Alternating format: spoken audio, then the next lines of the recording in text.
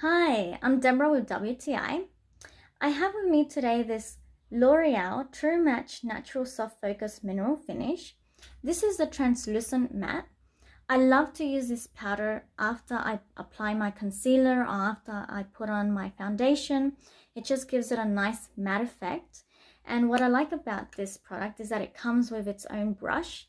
So you simply just take it out like this, get the powder and tap off any excess powder. Just grab a little bit more there, and then you just apply it all over your foundation, concealer, all over your face.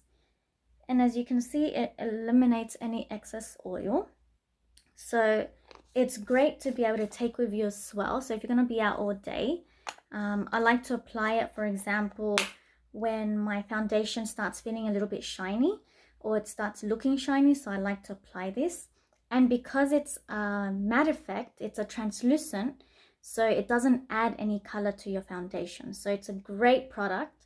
I definitely recommend it, and that's my point of view.